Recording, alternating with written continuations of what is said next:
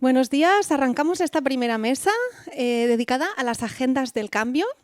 Y sabemos que a nivel global y muy concretamente desde la Unión Europea se han ido construyendo y consolidando las agendas que nos deben dirigir hacia la descarbonización.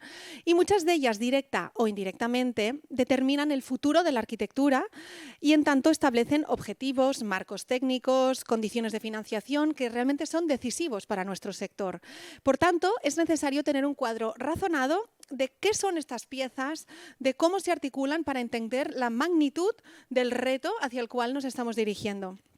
Por lo tanto, este bloque lo que trata es de mostrar tanto la evolución, es decir, por qué hemos llegado hasta aquí, qué nos ha llevado hasta aquí, como cuáles son esas agendas, ya que afectarán directamente a nuestra actividad profesional y van a hacer que tengamos que entender cuál es ese futuro hacia el que nos dirigimos, qué hemos de tener en cuenta y cómo hemos de evolucionar en nuestra actividad teniendo todos estos aspectos en consideración. Por lo tanto, para iniciar este bloque con una evolución de cuáles son todas estas agendas globales, vamos a contar con Adalid Sayago, que es arquitecta y gestora ambiental, especialista en sostenibilidad y bioclimática. Es fundadora de Coarins, una plataforma de formación para arquitectos mexicanos y creadora del podcast Arquitectura Sostenible, donde busca dar difusión y educación en temas relacionados con la sostenibilidad en la construcción. Evidentemente, es miembro de la agrupación AUS del Colegio de Arquitectos de Cataluña. Bienvenida, Adalid. Gracias, Sonia. Hace unos días envié una encuesta a los miembros de AUS preguntando cuáles eran las características que debería de tener una buena arquitectura. Y podemos ver palabras como eficiencia energética, materiales sostenibles, economía circular, etc. Por cierto, gracias a todos los miembros de AUS por ayudarme con esta encuesta. Y bueno, viendo esta imagen es que me hace preguntarme en qué momento empezamos a hablar de todos ellos como si fueran conceptos de toda la vida. Y lo más importante, ¿por qué el día de hoy estamos en una jornada llamada Descarbonizando la Arquitectura? Pues para dar respuesta a estas preguntas, quiero que me acompañen a través del tiempo, a través de las diferentes agendas globales y europeas. Así que sin más preámbulos, comenzamos. 1962, se publica el libro Silent Spring de Rachel Carson, considerado el primer libro que habla acerca del uso intensivo de pesticidas, y justamente este libro generó una gran movilización ecologista que hizo que la agencia, o más bien el Departamento de Agricultura de los Estados Unidos, se replanteara todas sus políticas en el uso de los pesticidas. Y no solo eso, también fundó las bases para la creación de la Agencia de Protección Ambiental de los Estados Unidos mexicanos, de los Estados Unidos. Y bueno, esta parte también despertó un gran interés en la sociedad en temáticas como la pérdida de la biodiversidad, la degradación y agotamiento de los recursos, también acerca de la conservación del medio ambiente, y la gente se empezó a plantear y a pensar cuál era el modelo de desarrollo que se estaba teniendo. Y aquí quiero hacer un paréntesis para darles una definición. ¿Qué son la cumbre de la Tierra? Bueno, una cumbre de la Tierra son conferencias de las Naciones Unidas que lo que intentan hacer es llegar a un acuerdo global en materia de medio ambiente, desarrollo, cambio climático, biodiversidad y, bueno, cualquier tema relacionado. La primera, como ya les dije, fue en el año de 1972, fue en la ciudad de Estocolmo, y justamente aquí se genera un documento llamado la Declaración de Estocolmo, que era una guía con una serie de recomendaciones y estrategias para la conservación del medio ambiente. Y como dato curioso, también en esta misma cumbre se proclama al 5 de junio como el Día del Planeta. Así que si alguno de ustedes ha hecho algún post en Instagram, ya sabe de dónde viene. Pero continuamos un poco más en el tiempo. Ya les había mencionado que la gente se estaba cuestionando acerca del modelo de desarrollo que se tenía en la época. Entonces, llegamos a 1987, donde con esta imagen, tal vez algunos de aquí presentes pueden tener una idea de lo que les voy a hablar. Es de nuestro futuro común, donde por primera vez se da la definición de lo que es un desarrollo sostenible. Aquel que satisface las necesidades del presente sin comprometer la de las futuras generaciones. Así que a partir de este momento ya tenemos una misión global, lograr un desarrollo sostenible. Quiero que me acompañen ahora a 1988. No sé ustedes, pero en este momento yo creo que hay una gran cantidad de información.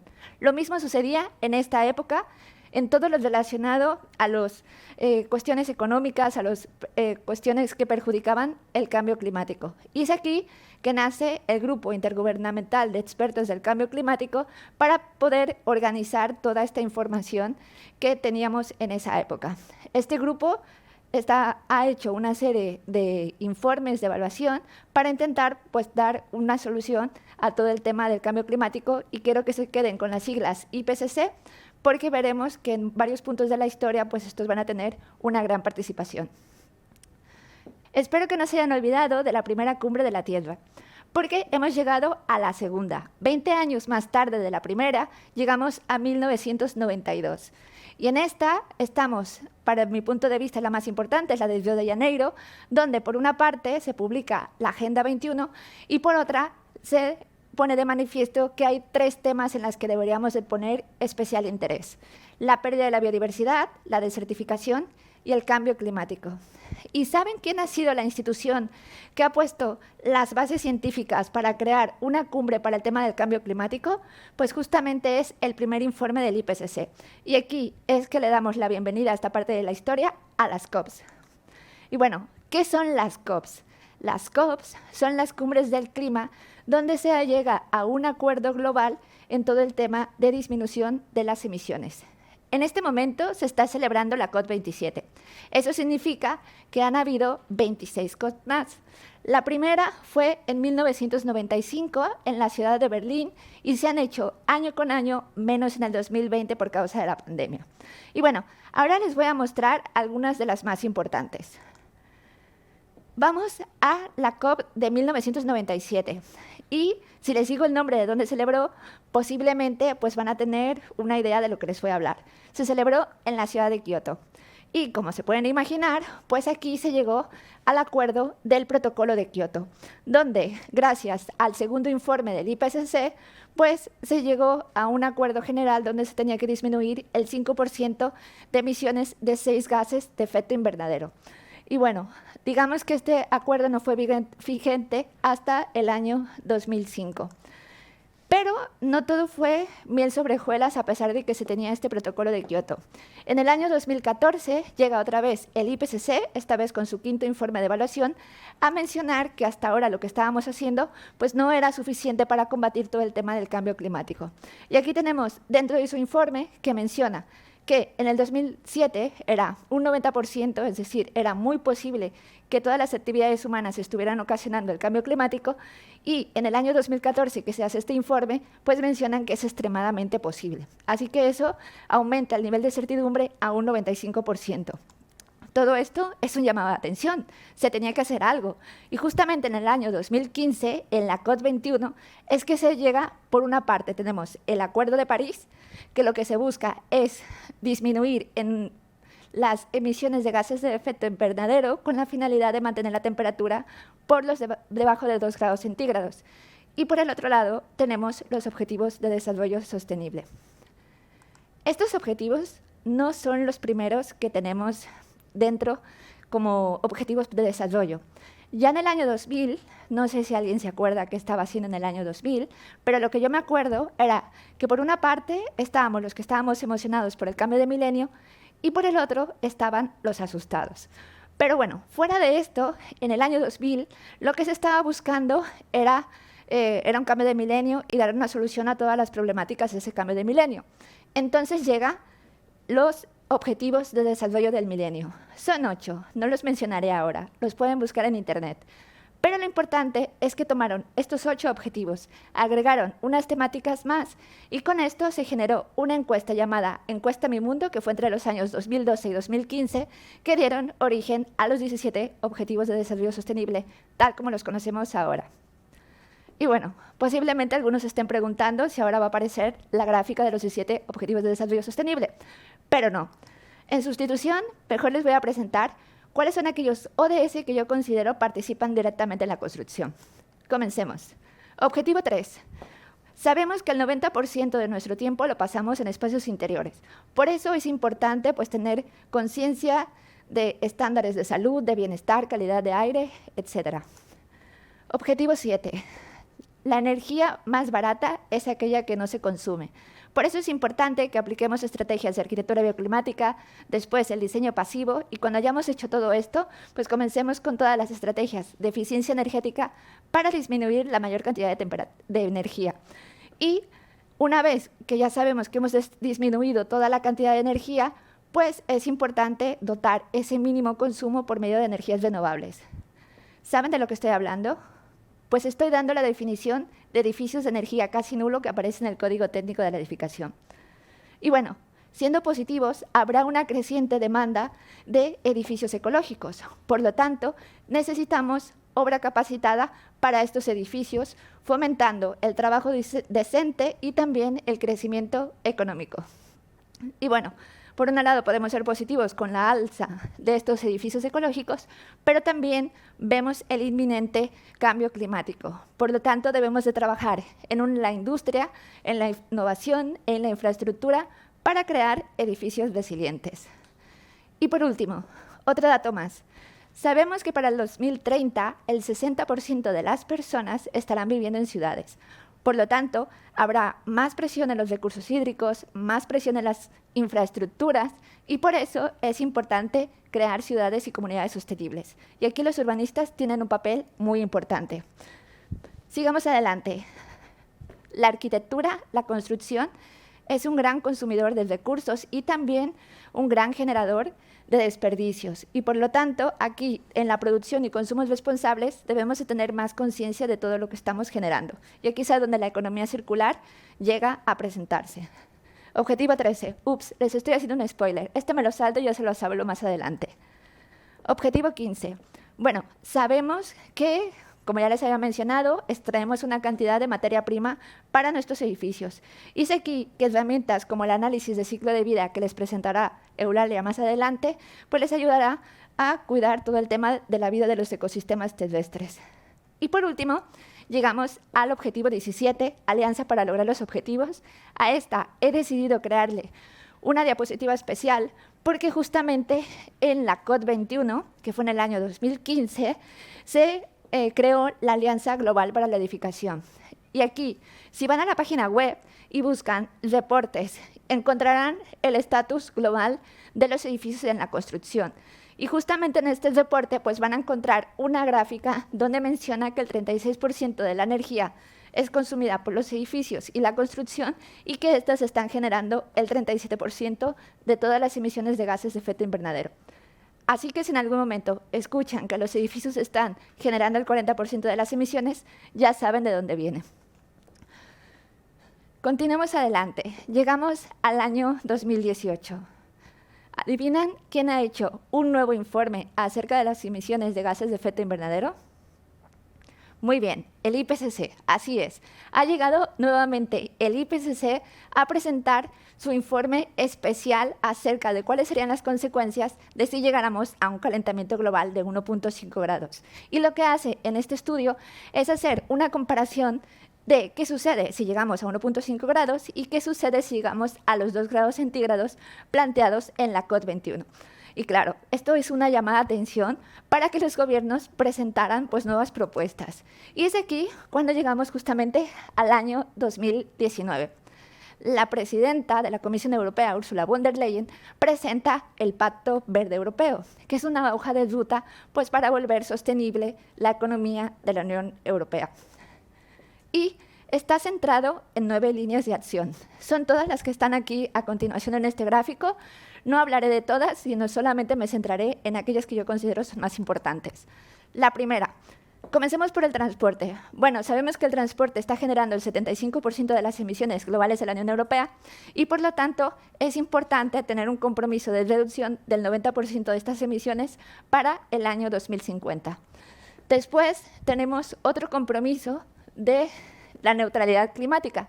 Y aquí lo que buscamos, que está muy relacionado con ese objetivo que les había dicho, les estoy haciendo spoiler, pues justamente debemos de reducir en un 55% de las emisiones para el año 2030 para alcanzar esta neutralidad climática para el año 2050.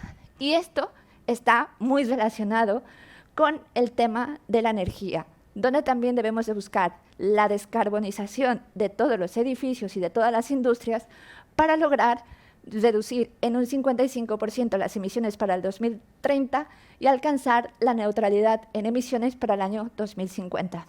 Así que es aquí donde comenzamos a hablar de descarbonización. Y claro, para lograr todas estas acciones que les estoy comentando, es importante tener acciones encaminadas en la financiación y el desarrollo regional, y es aquí donde llegan los fondos Next Generation, que nos hablará Marta más adelante, a tomar papel en este punto de la historia. Y claro, para lograr este Pacto Verde Europeo, pues necesita compañía. Y es aquí que en el año 2021 llega la New European Bauhaus, que hablará Greta más adelante, a ponerle alma a este Pacto Verde Europeo. Y si estamos pensando que debemos de definir cuáles serán las actividades que van a hablar en temas de sostenibilidad y que son esos sistemas que estarán encaminados a crear sistemas resilientes y sostenibles, pues llega Taxonomy para darnos más información acerca de estos nuevos modelos. Y pensando que debemos de descarbonizar la edificación, pues llega también Levels, que es un marco de edificios sostenibles que nos van a dar una serie de recomendaciones que podemos seguir. De estos dos temas, dado que yo no soy experta, hablará Tony más adelante. Y bueno, hasta ahora todo dicho en palabra es muy bonito, pero en el 2020 llega justamente la Ley Europea del Clima para volver vinculantes estos objetivos que hemos planteado en el Pacto Verde Europeo para que pues, se pueda ir trabajando más adelante con ellos. Y bueno, hasta ahora les estoy diciendo, si hay que reducir el 55% de las emisiones, 55% de la energía, ¿de dónde llega este 55%? Este 55% nace de ese informe especial del IPCC, que era del calentamiento global, y si preguntan, bueno, ¿y cómo se van a reducir estas emisiones de gases de efecto invernadero? Pues hay un paquete que se llama Paquete 55, donde en el caso de la construcción, la mayoría se está enfocando, para los que no ven en la parte de atrás, en la eficiencia energética. Así que para reducir las emisiones en la edificación, la mayoría de actividades se están enfocando en la eficiencia energética. Y justamente para intentar alinear este Pacto Verde Europeo que les he mencionado con la normativa de eficiencia energética, es que en el año, bueno, tenemos esta nueva normativa, la EPBD, que ya Albert nos va a hablar más adelante de ella, para tratar de alinear los objetivos del Pacto Verde Europeo con la nueva normativa. Y bueno, esta se planea que sea vigente para el 2023. Y bueno, con esto he intentado resumir a lo máximo el motivo por el cual hoy estamos hablando de descarbonización de la arquitectura. Espero que le hayan quedado un poco claros los conceptos de por qué hoy estamos hablando de economía circular y de todas estas temáticas, pero si acaso quieren profundizar más en todos estos temas, pues pueden ir a mi canal de divulgación para que puedan profundizar más en ellos. Gracias.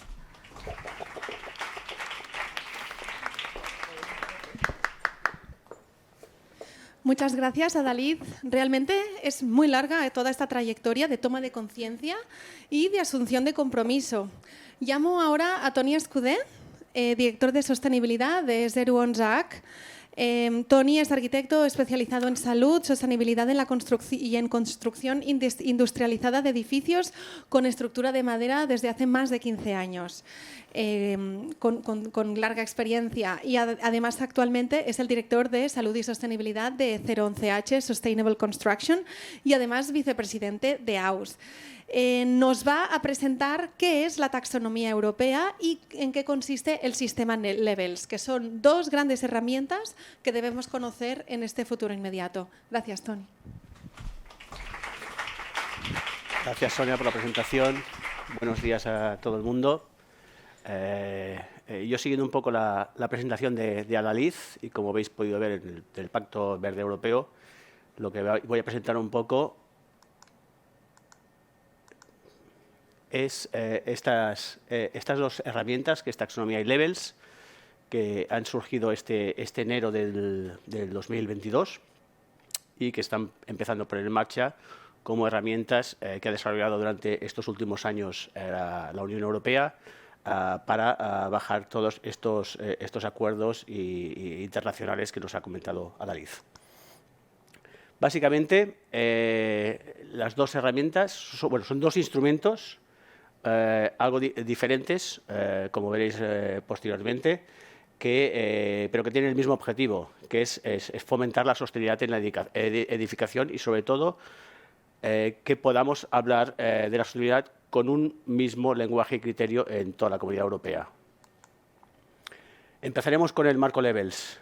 El marco Levels es un marco, sobre todo, importante, voluntario. De momento no es obligatorio. Seguramente será obligatorio en los próximos años. Se habla que quizá en 2023, sobre todo a nivel de edificación pública, este marco podría empezar a ser obligatorio trabajarlo. Y como he comentado anteriormente, sobre todo, lo que quiere Levels es estandarizar la sostenibilidad en la edificación. O sea, que todo el mundo, con unos objetivos y unos criterios comunes, podamos hablar y comparar peras con peras y no peras con manzanas. Como hemos dicho, y como también Adalid comentaba anteriormente, cuando hablamos de sostenibilidad, lo que es muy importante siempre es que hablemos de la sostenibilidad en todo el ciclo de vida del edificio, no simplemente en una parte de este ciclo de vida, y como veréis en Levels se hace mucho hincapié en este tema. Aquí tenéis los 6 principales objetivos del marco Levels. Como podéis ver, tienen mucho que ver con lo que nos explicó también Adalid. Emisiones de gases de efecto invernadero, el primer objetivo. Como segundo, tenemos la gestión de los recursos durante todo el ciclo de vida del edificio. El tercer macroobjetivo, los consumos de agua. En el cuarto tenemos la calidad del ambiente interior, hablamos de salud. En el quinto, el cambio climático, o sea, cómo esto, con las consecuencias del cambio climático, hay que trabajar los edificios. Y por último, también muy importante, el coste y el valor de esta sostenibilidad que vamos a aplicar en los edificios. Estos 6 macroobjetivos tienen 16 criterios. Como podéis ver, cada objetivo tendrá más y menos criterios. Y principalmente, y los que tienen sobre todo que ver con la jornada de hoy, serían los de emisiones de gases de efecto invernadero. Aquí tenemos la energía primaria final de los edificios, el cómo atacamos desde el inicio de los proyectos y medimos la energía primaria que utilizamos en los edificios. El Global Warming Potential, el potencial de calentamiento global de los edificios. Aquí 100% estamos hablando de descarbonización. En el segundo macroobjetivo, en la gestión de recursos, sobre todo hablamos de materiales, de la construcción de los edificios, los materiales, ¿no? Desde un inicio, este inventario de materiales, cómo estos materiales que empezamos a pensar en los proyectos van acorde con la sostenibilidad, con su mantenimiento, con toda su vida, ¿no? Con la descarbonización de los materiales. Los residuos, súper importante, ¿no? Linkado también con economía circular. Tenemos que minimizar la cantidad de residuos que genera un edificio. Los tenemos que convertir en materiales reutilizables, renovables. La vida de servicio, ¿no? Cómo pensamos los edificios en toda su vida y en las adaptaciones que puedan tener, en las reformas que puedan tener, ¿no? Desde un inicio hay que pensar en todo esto.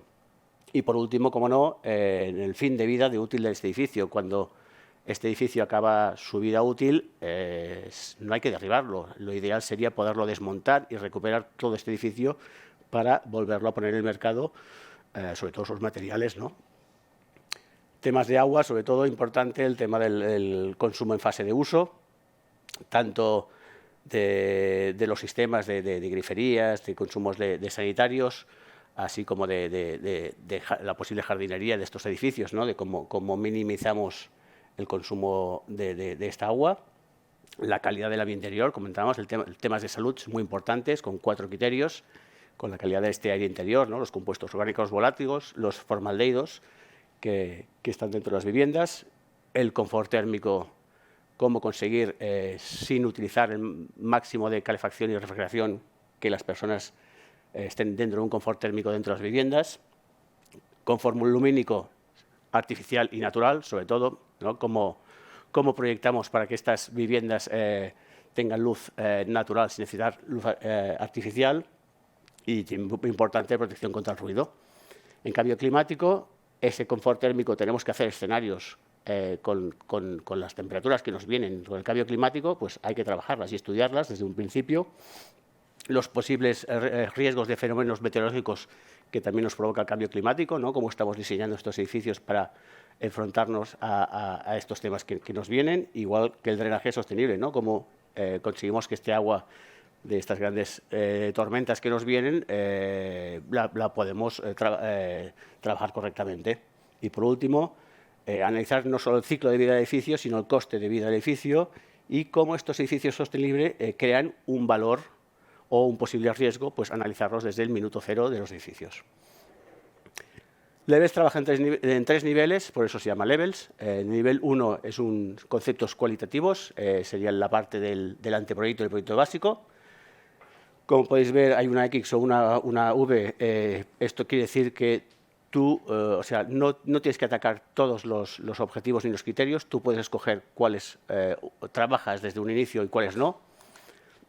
Igualmente en el nivel 2, ya estamos hablando más de un nivel cuantitativo. Aquí ya calculamos estos primeros conceptos que habíamos trabajado en el nivel 1 con simulaciones, con diferentes herramientas. Y como podéis ver, aquí ya empezamos a ver cómo hay algunos criterios que ya no se trabaja al 100% de los objetivos, sino que una parte de ellos. Y por último, y no menos importante, todos estos edificios que trabajamos y entregamos, el día de mañana se usan y hay unos usuarios que lo harán mejor o peor, que hay que enseñarles a utilizar estos edificios y, por tanto, el seguimiento con una monitorización de los consumos, ya sea de agua, de calidad del aire o de energía, es muy importante para corregir posibles malos usos. Seguimos con taxonomía. Taxonomía, a diferencia de Levels, que es como habéis visto, es un marco que es voluntario. Estamos hablando de un reglamento. Es un reglamento que ha diseñado la Unión Europea, que es para clasificar las actividades económicas que se consideren como sostenibles. ¿Y esto por qué? Porque, como sabéis, se está facilitando una transición económica hacia una economía de inversiones sostenibles y, sobre todo, que hay que vigilar, ¿no? Ahora está muy de moda hablar de sostenibilidad, todo el mundo es verde, pero hay que controlar el greenwashing, ¿no? Estas empresas que, por las razones que sean, están vendiendo una sostenibilidad que está cogida con pinzas. Como podéis ver, también tiene 6 objetivos y lo veréis posteriormente, muy parecidos a los del marco Levels. Mitigación del cambio climático, la adaptación del cambio climático, recursos hídricos, economía circular, contaminación y ecosistemas. Y aquí están claritos los 4 últimos por una razón, porque este 2022, sobre todo en contribución sustancial, me he olvidado de explicaros, en taxonomía, para que tu actividad se considere sostenible, tiene que sí o sí hacer una contribución sustancial a uno de estos 6, como mínimo, o uno de estos 6 macroobjetivos. Entonces, lo que os comentaba, estos 4 últimos darán a luz durante el 2023. El 2022 todavía no han salido. Lo que sí, que para mantener esta actividad sostenible no hay que hacer daño significativo a ninguno de estos 6 objetivos. Eso sí que es obligatorio. Y, por último, dos temas también obligatorios. Uno, que este edificio no puede estar destinado a la extracción, el almacenamiento, producción o transporte de combustibles fósiles, sino, aunque cumplas la contribución sustancial o el daño significativo, no podría considerarse una actividad sostenible. Y también este 2023 aparecerán los criterios de las garantías sociales mínimas de los trabajadores. No solo vale hacer edificios sostenibles, sino que a nivel de empresa también tienes que trabajar desde el punto de sostenibilidad. Aquí, no sé si habéis oído hablar, también aparece el concepto de los ASG, ambiental, social y gobernanza, que también va a empezar a coger mucha fuerza estos próximos años. Aquí básicamente comentaros que todo esto, igual que en Levels, todo esto afecta a la nueva construcción, a la rehabilitación, a la adquisición y la propiedad y a la demolición y derribo. Y como podéis ver, aquí están los criterios de estos macroobjetivos. Entonces, en esta jornada, como estamos hablando de descarbonización, vamos a comentar solo el primer objetivo, que es mitigación del cambio climático. Y para que os hagáis una idea, hay estos criterios. Cada uno de estos criterios tiene unos justificantes, pero básicamente lo que nos pide para hacer una contribución sustancial a la mitigación del cambio climático es que reduzcamos un 10% el consumo de energía primaria no renovable respecto a lo que demarca el Código Técnico de Verificación, que además realicemos unas pruebas de verificación y control al finalizar la obra, como puede ser un blower door test, como puede ser una termografía, y que calculemos sí o sí el potencial de calentamiento global del edificio. Estos dos en edificios de más de 5.000 metros cuadrados. Y en el do not harm, en el no hacer daño significativo, tenemos que sí o sí disponer de información sobre el uso del edificio para justificar que ésta no está destinado a la extracción, almacenamiento, transporte o fabricación de combustibles, que es lo que os había comentado anteriormente, y que el consumo de energía primaria renovable no supere el umbral establecido en el DBHE 0. Aquí, para finalizar un poco, podéis ver la relación que os comentaba inicialmente entre Levels y la Unión Taxonomía. Sus macroobjetivos están muy linkados, menos el último, que es ecosistemas y costes y valor. Como conclusión de esta presentación, deciros que la taxonomía europea, que es la regulación, y el marco Levels, que es voluntario, se están imponiendo en la Unión Europea y sobre todo en diseño de políticas públicas, como he comentado inicialmente, y que creo que es necesario y urgente que nuestra regulación se adapte a estas normativas. Esto es todo. Gracias a todo el mundo. Muchas gracias, Toni. Realmente es preciso conocer estos nuevos marcos que van a definir la calidad de la arquitectura que producimos en términos de sostenibilidad, pero también de salud, porque hemos visto que se engloban algunos aspectos como, por ejemplo, la calidad del aire interior. Y es que realmente, bajo la mirada ecosistémica de One Health, no hay una diferencia, no hay una línea que divida lo que se supone que es del medio ambiente y lo que pertenece a la salud de las personas, sino que está todo estrechamente vinculado. Entonces, bueno, ahora damos paso a Eulalia Figuerola, que es la directora de sostenibilidad de House Healthy Buildings, arquitecta, experta en bioclimática y en la evaluación de sellos de sostenibilidad como son Verde y DGNB, miembro evidentemente también de AUS, y nos hablará de la metodología del análisis de ciclo de vida que está en este caso detrás de Levels. Gracias, Eulalia. Gracias, Sonia. Bueno, bon dia a tothom. Buenos días. Después de estas primeras presentaciones, a mí me toca hablar de ACV, ACCV y EC para reducir el carbono de nuestros edificios. Es un tema muy fácil, pero dejadme aclarar unos conceptos. ACV, análisis de ciclo de vida. ACCV, análisis de ciclo de coste de vida. Y EC, economía circular. Y finalmente, carbono de ciclo de vida, emisiones de gases invernadero, asociadas a la energía consumida durante todas las fases del ciclo de vida del edificio. Abarcan tanto el carbono embebido, otra palabra nueva, como el carbono operativo, también referido como carbono total. Ya se ha dicho por activa y por pasiva que las emisiones de dióxido de carbono responsables del cambio climático suponen uno de los impactos más importantes del sector de la construcción. Depende de dónde sacamos las dadas, la edificación es el responsable del 25,1% de las emisiones de estos gases de efecto invernadero y a nivel estatal y a nivel europeo suponen el 36% de las emisiones totales. Bien, la pregunta que nos deberíamos hacer cada vez que cogemos un proyecto en nuestro día a día de la edificación es preguntarnos ¿qué estrategia debo seguir para reducir al máximo el carbono de mi edificio? La mayoría de nuestros casos, al enfrentarnos a un proyecto, solo acertamos a balbucear. ¿Carbono? ¿Qué carbono?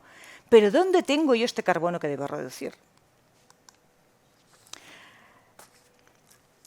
En la emisión de emisiones de gas en fase de uso es el carbono operativo. Os leo textualmente. Carbono operativo. Emisiones de GEI asociadas a la energía consumida durante la fase de uso del edificio para mantener las condiciones de habitabilidad en su interior. A ver, todos somos conscientes de que cada aparato que tenemos en casa que depende de una fuente energética necesita de unos recursos o de una energía para funcionar. Y esta energía se mide mediante una etiqueta que nos señala de forma clara y concreta, mediante letras y colores, lo más o menos eficiente que es este aparato. pues los arquitectos, medimos la energía de nuestros edificios en la fase de uso y sus emisiones de GI asociadas, evidentemente, mediante el CEE. O dicho de otra forma, el certificado de eficiencia energética, que nos muestra de forma clara y sencilla, a través de una serie de colores y de letras, lo más o menos eficiente que es nuestro edificio.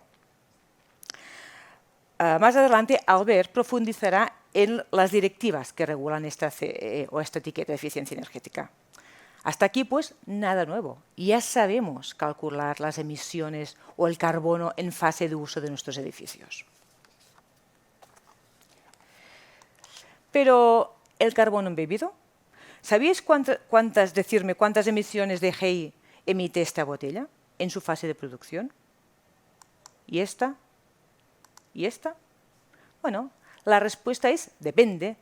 Depende de las materias primas que necesiten y de su proceso de extracción. Depende de la energía que necesite para su fabricación y depende también del material despreciado y de los residuos generados. Por ejemplo, para la fabricación de una botella de plástico es necesario extraer y refinar petróleo convirtiéndolo en ácidos, a partir de los cuales, a través de un proceso de paletización, extrusión y polimerización, se obtiene un PET amorfo, que además, a partir de un proceso de cristalización, se obtiene el PET en forma de resina y que además necesita un proceso de inyección y de moldeo por calor para convertirlo en un envase final. Todo este proceso es la energía embebida o el carbono embebido de esta botella de plástico. Es decir, el carbono embebido inicial asociado a la fase de producción de un producto. Pero esto no se acaba aquí.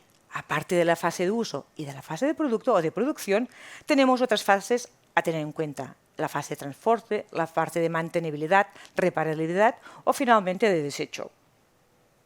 El análisis de ciclo de vida, pues, es importante, ya que es una metodología que permite calcular los impactos que genera un producto, en nuestro caso será un edificio, durante todas las etapas de su existencia. Estas etapas se definen a partir de la norma EN 15978, mediante unas fases. Rápidamente, A1 a 3, extracción y suministro, A4 a 5, proceso de construcción, B1 B7, uso y mantenimiento, C1 C4, de construcción y demolición. Y finalmente una fase D, de la que hablaremos más adelante. Esta metodología es importante porque nos permite conocer cómo interactúa nuestro edificio con el entorno y cuál es su impacto en cada una de estas fases, en cada una de las cuales necesita unos recursos, materias primas, energía y agua, y en cada uno de ellos produce unos impactos y unos residuos. Es la herramienta científica más confiable ya que ofrece una visión del conjunto de los impactos ambientales y del momento en que se producen. Por ejemplo, un edificio que necesita de muy poco material para construirse, pero que para llegar a sus niveles de confort y habitabilidad necesita de mucha energía en su fase de uso. Comparémoslo con otro edificio que necesita de muchos materiales para su construcción, pero de poca energía para llegar a esta misma habitabilidad y confort. ¿Cuál de los dos tiene menor impacto? Necesitamos calcular cada una de las fases para conocer el resultado final. Y además, si en cada etapa de este ciclo de vida le asociamos unos costes, lo que preguntar, si por ejemplo vamos a comprar o a alquilar un piso, ¿cuáles son los costes que debemos conocer? ¿Es solamente el coste de construcción? ¿O necesitamos más conocimiento de las otras fases del ciclo de vida? Paremos un momento. Hasta aquí hemos hablado del carbono y las emisiones de gases de efecto invernadero que son responsables del cambio climático. Pero no podemos olvidar que, aunque en estos momentos nos centramos en el dióxido de carbono, los GEI o los gases de efecto invernadero también incluyen otros gases, vapor de agua, metano, óxido nitroso, ozono y los clorofluorocarbonos. Y que además del cambio climático, la edificación produce otros impactos sobre el medio ambiente y los ecosistemas. Estamos hablando de cambios en la biodiversidad, agotamiento de agua potable, agotamiento de recursos minerales, agotamiento de energía no renovable o generación de residuos. Todos ellos afectan directamente a los nuevos límites planetarios definidos en el año 2009 por un grupo de científicos liderados por Johan Rockström. Bien, si no sabíais por qué servía Levels, aquí nos ayuda a poner orden en todo este galimatíos en que os estoy metiendo. Cuando hemos estado hablando del ciclo de vida, hemos supuesto una linealidad en el proceso. Extraemos, fabricamos, usamos y derruimos. Estamos refiriéndonos a un sistema económico lineal actual, que se basa en las prácticas empresariales herederas de la revolución industrial, bajo el supuesto importante de que habrá una oferta constante y económicamente viable de recursos naturales para todos. Pero esto no es así. Esta gráfica nos indica la importancia económica de las materias primas y su riesgo de suministro. Cuanto más a la derecha, más importancia económica. Cuanto más arriba, más riesgo de suministro.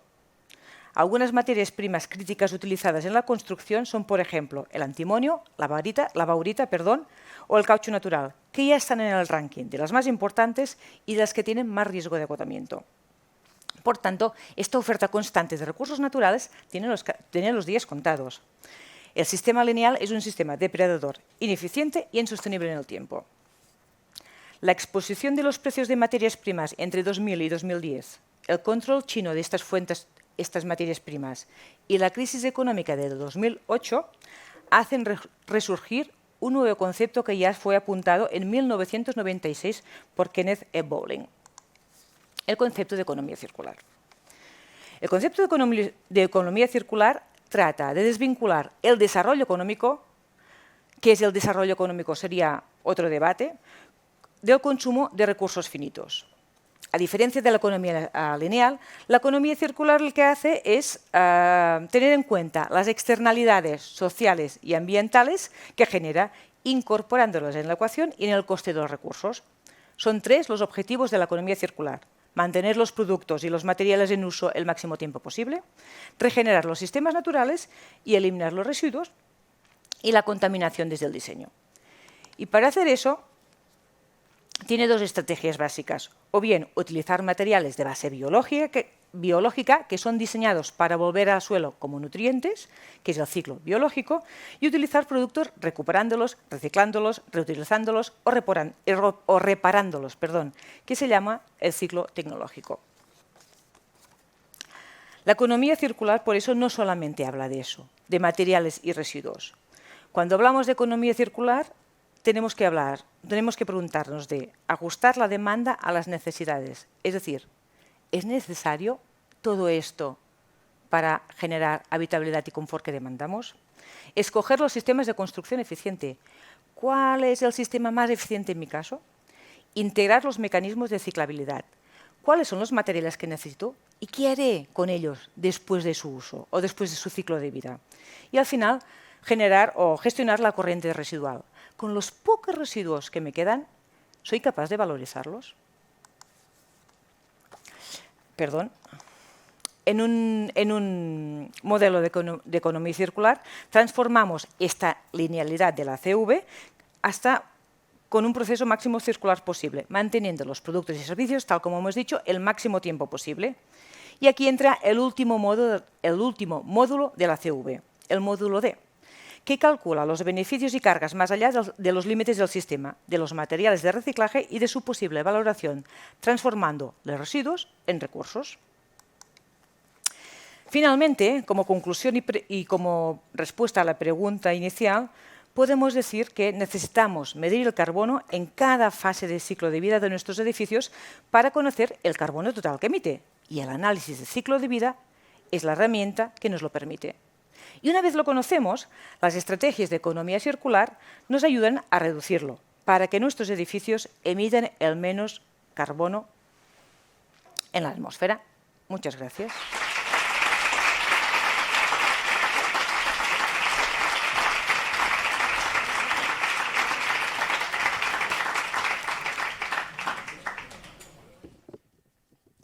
Muchas gracias, Eulalia. Realmente el análisis de ciclo de vida es la herramienta que nos permite cuantificar todos aquellos impactos que genera la arquitectura y con esta información podemos conocerlos y reducirlos. Vemos que los indicadores son muy variados, que abren ventanas también a cuantificar el impacto en salud. Y ahora invito a que participe con nosotros Greta Tresserra. experta en desarrollo sostenible de ciudades y territorios. Tiene una amplia trayectoria internacional de la mano de entidades como UNHABITAT, PNUD, OIM, GIS o WWF.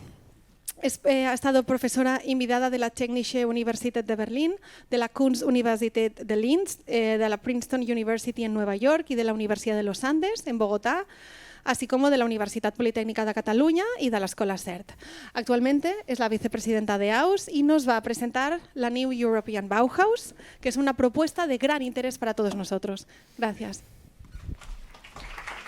Muchísimas gracias, Sonia. Bueno, buen día, buenos días. Estoy muy feliz de ver la sala tan llena en el día de hoy y sobre todo de ver tantas caras jóvenes, porque los temas que estamos tratando hoy aquí no solamente son temas de mucha actualidad, sino son los temas del futuro. Son vuestros temas, como por ejemplo la New European Bauhaus, que es de lo que os vengo a hablar brevemente hoy. Me gustaría empezar con una pregunta, que es ¿por qué debemos conocer la New European Bauhaus y cuál es su relevancia en el proceso de descarbonización del sector?, que es la jornada que nos convoca a día de hoy en esta sala. Para entender qué es la New European Bauhaus era muy importante hablar de su proceso de creación. El primer momento es en el discurso anual del Estado de la Nación que dio la presidenta de la Comisión Europea, Ursula von der Leyen, en septiembre de 2020, donde puso sobre la mesa cuáles son los grandes retos que desde Europa y el resto del mundo nos estamos enfrentando.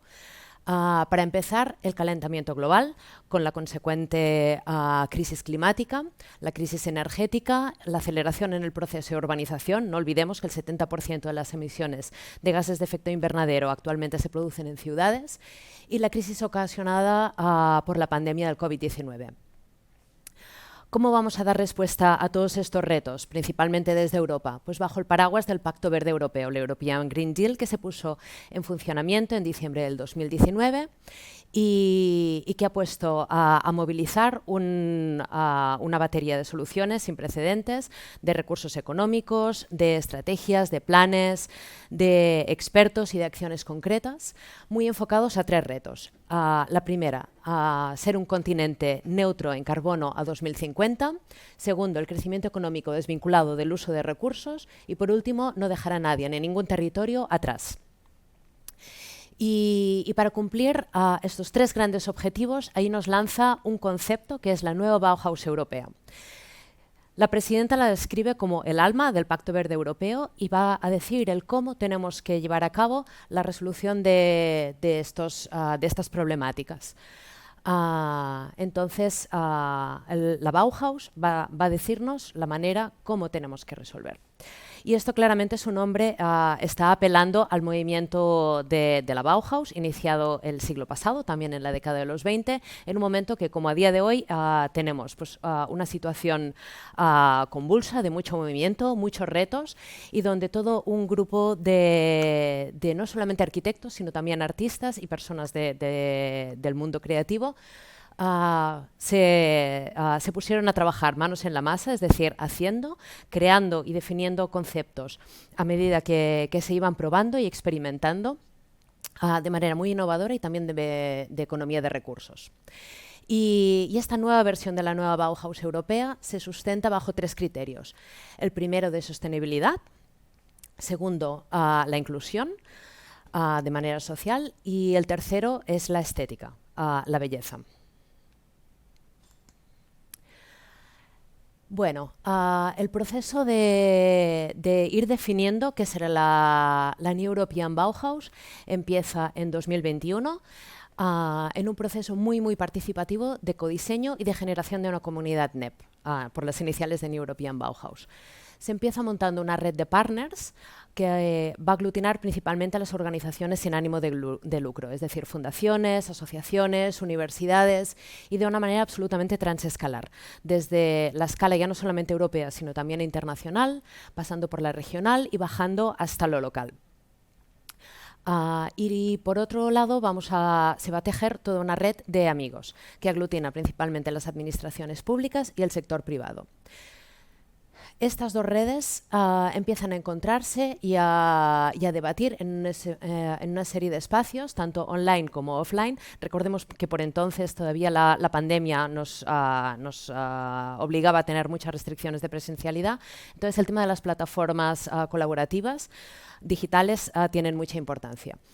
En estos eventos principalmente se empiezan a identificar proyectos que tanto sus resultados como su metodología de creación nos ayuden a definir cuál es este concepto New European Bauhaus. Además, no solamente se crean nuevas redes de colaboración, sino que también se identifican las existentes y se fortalecen. Y va a servir principalmente para tejer un nexo desde Europa, el espacio de policy making, es decir, como top-down, con lo local, es decir, reconociendo todas estas identidades y ponerlas en valor y comunicarlas a este nivel más elevado. Un segundo gran momento de este proceso de construcción de la nueva Bauhaus europea llega también en 2021, en primavera, con los premios. Se hace una amplia convocatoria y llegan más de 2.000 aplicaciones. Y van a salir 20 premiados en 10 categorías. Estas categorías también son unos ejes que van ayudando a materializar y a generar una imagen sobre el concepto NEP. Las técnicas y materiales y los procesos de diseño de construcción, otra vez, ¿no? La importancia del proceso, a veces incluso más que el resultado, la rehabilitación circular, sobre la circularidad pues ya ha hablado Eulalia, la coevolución del entorno construido y la naturaleza, este binomio va a estar siempre muy presente en el concepto New European Bauhaus, la regeneración de espacios rurales y urbanos, productos y estilo de vida, preservación y transformación del patrimonio, muy importante también las preexistencias y cómo nos relacionamos con ellas, los espacios para la interacción y el aprendizaje, la movilización de la cultura, las artes y las comunidades, las soluciones habitacionales modulares, adaptables y móviles y los modelos educativos interdisciplinarios. De nuevo, la parte del aprendizaje toma mucha relevancia. ¿Y por qué los 20 premios se agrupan solo en 10 categorías? Y es porque siempre vamos a tener dos niveles de premio. El primero para proyectos ya terminados y consolidados y el segundo para jóvenes promesas, porque se quiere asegurar que los jóvenes están todo el rato vinculados a este proceso de creación. El siguiente momento muy importante de esta parte más participativa es el festival en 2022. El festival se celebra en primavera, en Bélgica, en Bruselas, y tiene tres grandes áreas. La primera es una feria, donde se hace un showcase con más de 100 proyectos que van mucho más allá de lo habitacional y donde el punto fuerte es la innovación, en retos como la eficiencia energética, la gestión efectiva de recursos, la emergencia habitacional, etc. Otro eje son las conferencias, llegan más de 85 expertos de todo el mundo a hablar sobre estos temas y por último un foro donde se generan espacios de debate y de codiseño alrededor de todas estas temáticas. Y en este mismo festival es donde vamos a tener la entrega de premios, al igual que la edición anterior que os acabo de explicar, pero en este caso son unos proyectos pilotos ya con una asignación presupuestal concreta y alrededor de estos 4 ejes. Reconectando con la naturaleza, vuelve a salir el tema del entorno construido y el entorno natural, recuperando el sentido de la pertenencia, priorizando los sitios y las personas que más lo necesitan, de nuevo hablamos de lo social, de la inclusión, y construyendo un ecosistema para la industria circular. De nuevo, la circularidad. Hasta aquí como los principales hitos del proceso participativo, es decir, como bottom-up de construcción del movimiento New European Bauhaus. Y en paralelo se va trabajando la metodología top-down, es decir, desde Europa se organiza un grupo de 18 expertos seleccionados por la misma presidenta de la Comisión, Ursula von der Leyen, que son perfiles muy diversos e interdisciplinares. Tenemos desde arquitectos de renombre como Bjarke Ingels o Shigeru Ban, hasta urbanistas, expertos en tecnología y digitalización, profesores de universidad y artistas de varios ámbitos. Este grupo de expertos se les denomina la Mesa Redonda de Alto Nivel y durante 6 meses, desde enero hasta junio del 2021, están reflexionando sobre cómo tenemos que materializar este movimiento.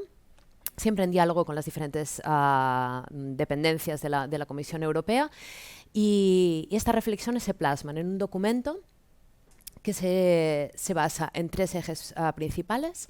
El primero es el alcance, donde se habla de un concepto transescalar, yendo desde la escala individual a la comunitaria, a la ecosistémica y terminando en la planetaria, siempre en una relación bidireccional, de arriba abajo y de abajo arriba. Segundo, define que el ámbito prioritario será mucho más allá del antropocéntrico, para diseñar y construir nuestro entorno estableciendo relaciones sanas y equilibradas con el planeta. Y por último, hablando de su naturaleza, radicalmente inclusiva y enfatizando la confianza, la cohesión y la proximidad.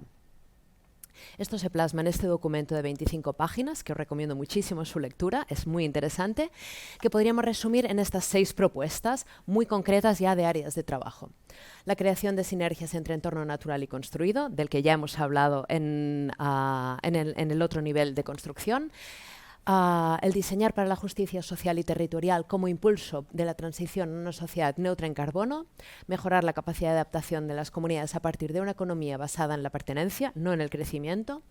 La innovación y el learn by doing serán claves en los nuevos modelos educativos, el aplicar tecnologías de vanguardia a la vez que recuperar conocimientos tradicionales y producción local. Y por último, integrar la innovación bottom-up siempre a la par que elaboramos las políticas top-down. Y por último, otro momento muy importante será en septiembre de este año, en el informe adaptado por el Parlamento Europeo, y donde nuestro querido eurodiputado Marco Ros, con el que, por cierto, es un placer trabajar, ha sido ponente. Este es un informe que parte de una gran parte de las agendas globales, que Dalit nos ha explicado muy bien, inicialmente de la Agenda 2030, con sus 17 ODS, pero priorizando el Objetivo de Desarrollo Sostenible 4, la educación de calidad, el 11, las ciudades y territorios sostenibles, y el 13, la acción climática. También los ya por todos conocidos Acuerdos de París, la Ola de Renovación y la Declaración de Davos. Este informe principalmente reconoce y apoya la iniciativa de la Comisión Europea de la creación de este movimiento de nueva Bauhaus europea, y hace una serie de demandas. La primera va a ser una asignación presupuestaria concreta para poder seguir desarrollando estos proyectos pilotos, estos proyectos punta de lanza, que nos van a ayudar a seguir definiendo cómo tenemos que afrontar los 3 retos del Pacto Verde Europeo. La segunda demanda que hace a la Comisión es la creación de una etiqueta New European Bauhaus, como un sello de calidad, que nos ayude a 2 escalas. La primera, a los organismos oficiales, para poder definir mucho mejor qué proyectos son European Bauhaus y cuáles no, y poder priorizar la asignación de presupuesto europeo, de recursos europeos. Y segundo, para ser un incentivo al ámbito privado. También alenta y anima a que se sigan asignando estos premios anuales. Eso sí, se reclama un mayor equilibrio territorial. En la última edición de los premios, pues lastimosamente tuvo todo un carácter mucho más nórdico, y va a ser muy importante que se recoja toda la diversidad de identidades y de ámbitos regionales. Y por último, está reclamando un sistema de indicadores, es decir, que podamos tener un sistema objetivo de medición de qué proyectos van a ser New European Bauhaus y cuáles no, partiendo principalmente de la Agenda 2030, de sus 17 Objetivos de Desarrollo Sostenible, y del informe publicado en 2021 de Davos Baukultur, que tiene que ver con la calidad arquitectónica, y ahí se plantean 8 criterios con una batería de 96 indicadores muy interesantes, que va a ser el punto de partida de este desarrollo de la etiqueta New European Bauhaus y de definición del concepto.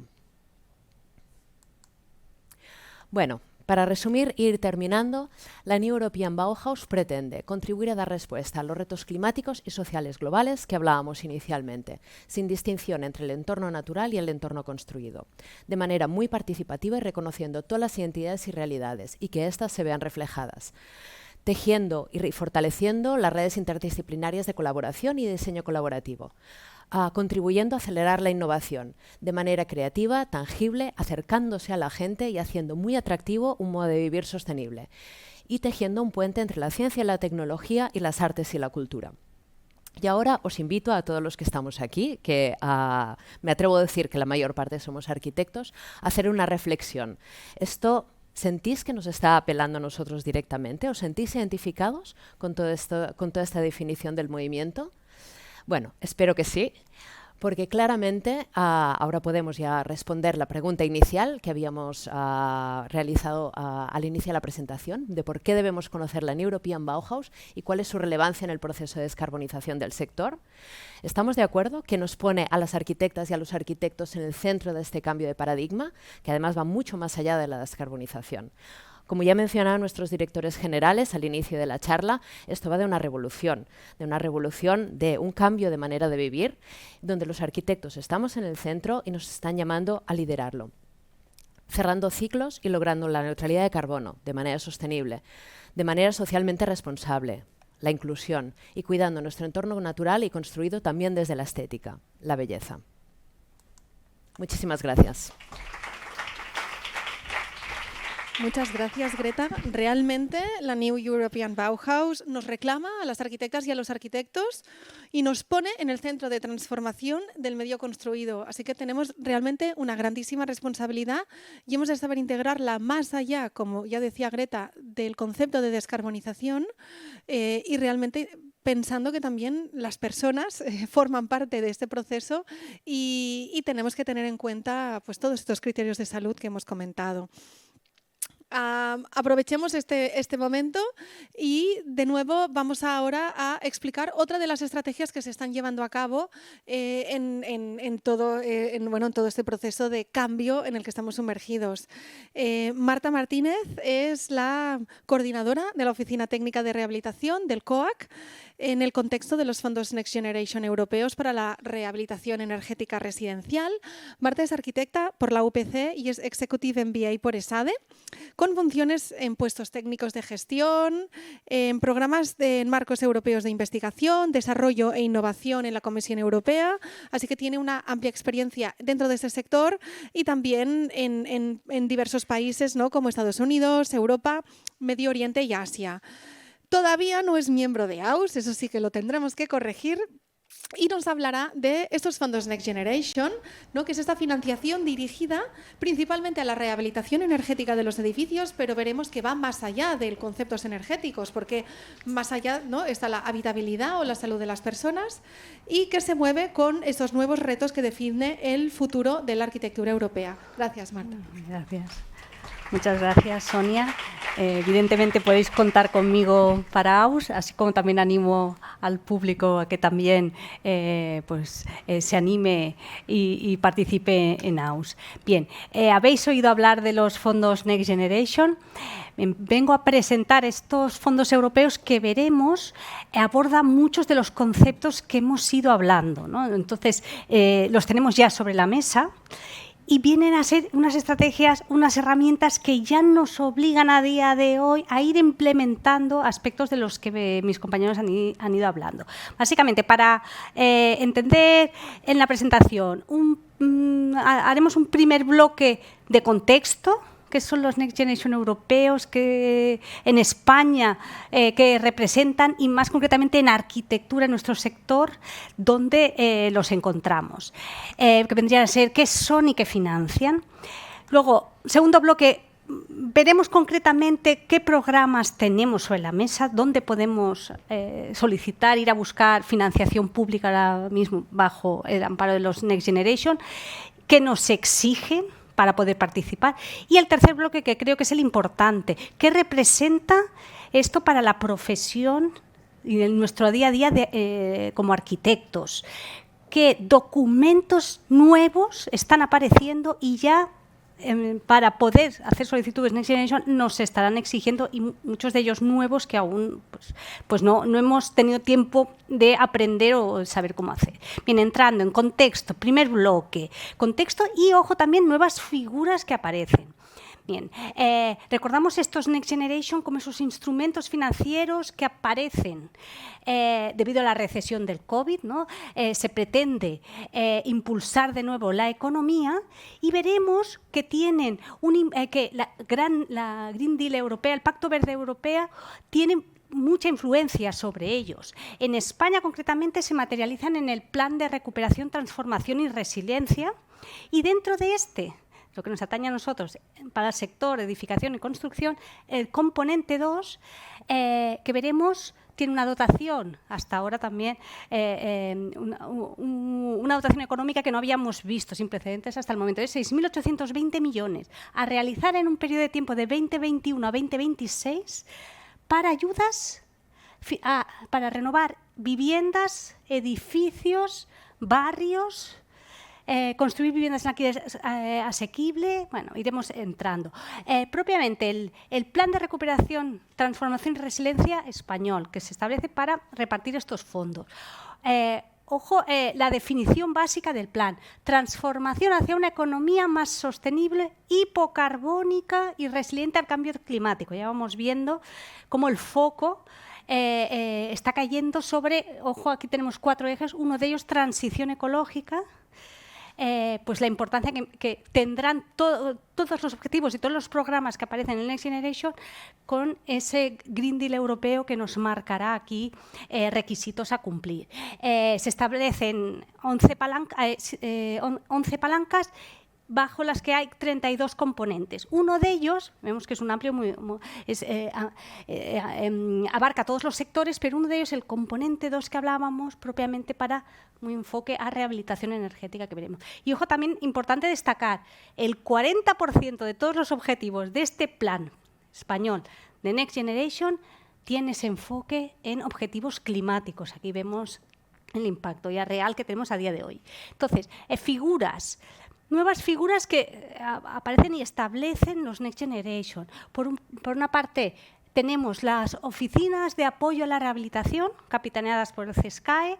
Cada colegio de arquitecto ha establecido, cada comunidad autónoma tiene su OAR, se establece esta red OAR. Aquí en Cataluña tenemos la OTR, Oficina Técnica de Rehabilitación del Colegio de Arquitectos, que es donde me encuentro yo.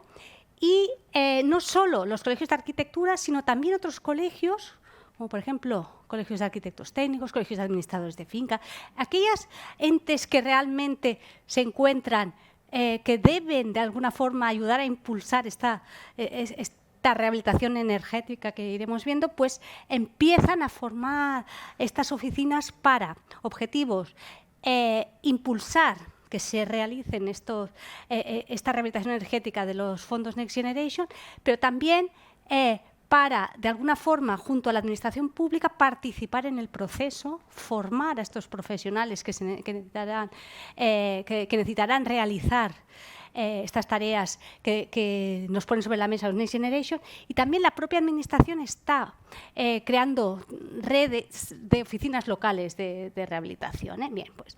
Y segunda figura, también a destacar, que la vemos que aparece, que empieza a aparecer, y quiero pensar para quedarse, en el Real Decreto 583/2021 de los Next Generation, se habla por primera vez de este agente rehabilitador como aquel profesional que englobe todo el proceso a tener en cuenta, desde no solo las propias tareas que haríamos de arquitectura, ¿no?, de rehabilitación, de tomar la gestión de las obras, sino también esa parte de cómo consigo financiación para estas comunidades de propietarios que tienen que hacer frente a este gran reto económico que les supone de poner al día sus edificios, cómo aparte busco financiación pública o privado y hago este seguimiento global. Bien, pues esta figura nueva,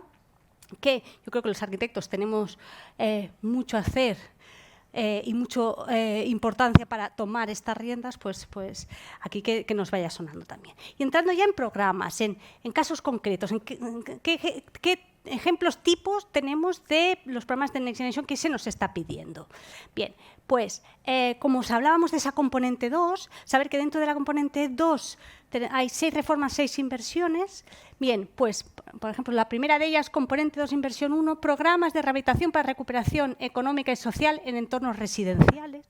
No los leeremos todos, pero el resto, si veis, en negrita ya he querido destacar, todos ellos nos van hablando de edificios energéticamente eficientes, rehabilitación energética de edificios, rehabilitación de edificios públicos, privados, del tipo que sea. O sea, ya vemos que estamos hablando de que la subvención pública de los Next Generation van enfocados a esa rehabilitación energética.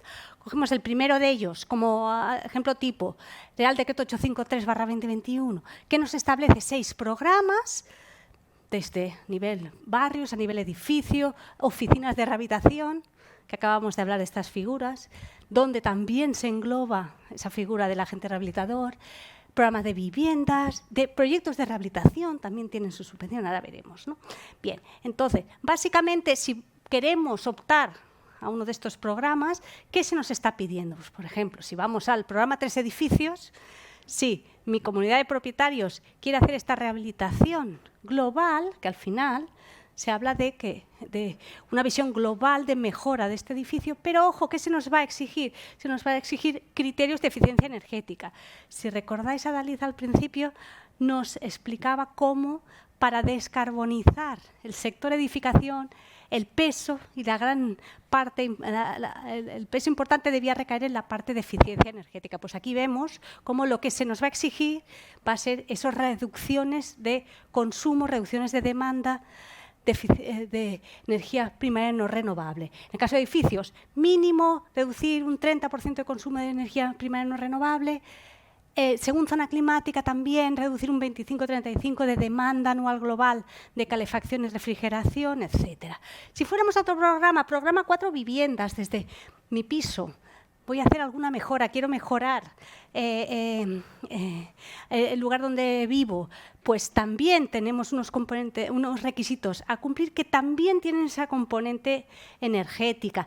Más laxos, requisitos, manteniendo el primero, siempre se habla de este 30% de reducción de consumo, demanda lo reduciríamos a un 7%, también, si no, un tercer requisito al que podríamos acogernos sería que aquellos elementos en los que actuamos se adapten a las tablas de permeabilidad y de transmitancia térmica del código técnico, etcétera, ¿no? Vemos que siempre en esta línea de eficiencia energética.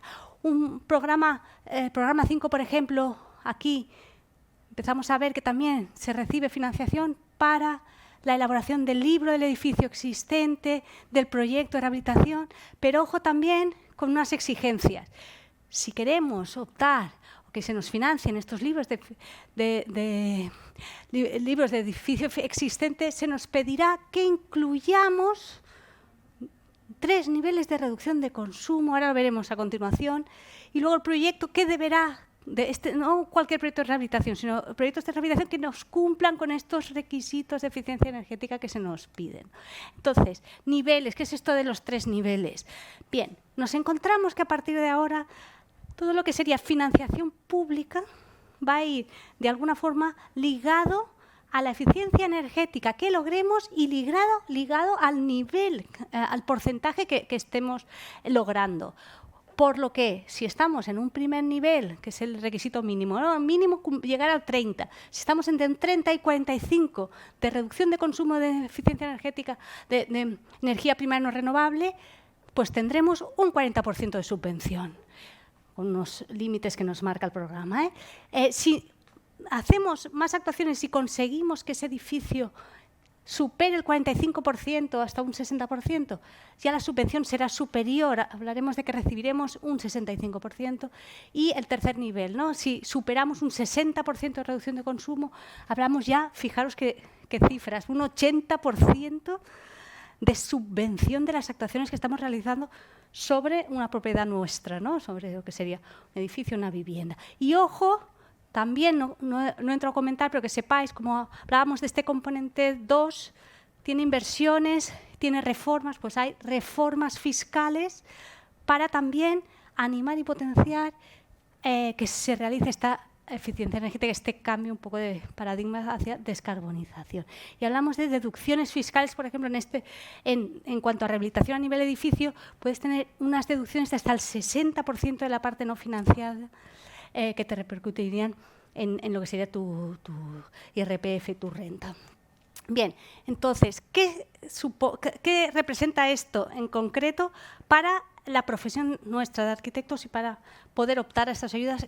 ¿Qué documentación se nos está empezando a exigir y debemos ser capaces de alguna forma de realizarla, ¿no? Hablamos de certificados energéticos, que también hemos ido hablando, de este libro de edificio existente, del principio de DNSH, Do Not Significant Harm, de no causar perjuicio significativo al medio ambiente. Bien, ¿esto qué significa?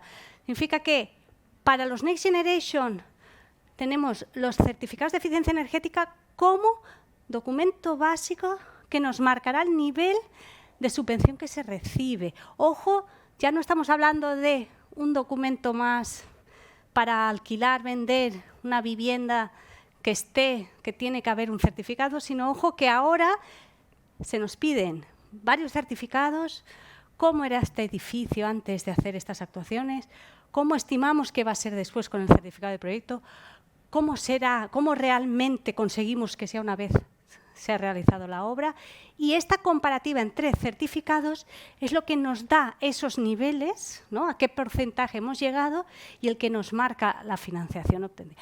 Importante, el certificado es una herramienta, un documento que elaboramos nosotros como arquitectos, y ojo que si en fase final resulta que no hemos llegado al porcentaje que estimábamos en un certificado de proyecto, se nos puede revocar la ayuda.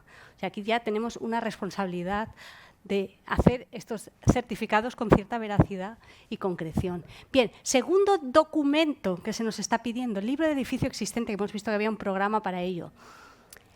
En el bloque 1, primer punto que aparece, ITE, ¿no? Dentro de este libro que tenemos la ITE. ¿Qué se toma con la ITE? Planteada como el ID del edificio, que veremos, que es este previo al pasaporte, al registro digital del edificio, que también, segundo bloque, Albert Cuixí nos hablará, cómo ya se empieza a tomar un ID, el DNI del edificio como base para tener un registro de todo lo que le va ocurriendo a este edificio, ¿no? También en el segundo bloque que se nos exige en este estudio potencial de mejora, plan de actuación. ¿Recordáis? Os decía, en este nivel de edificio tienen que haber los 3 niveles de reducción.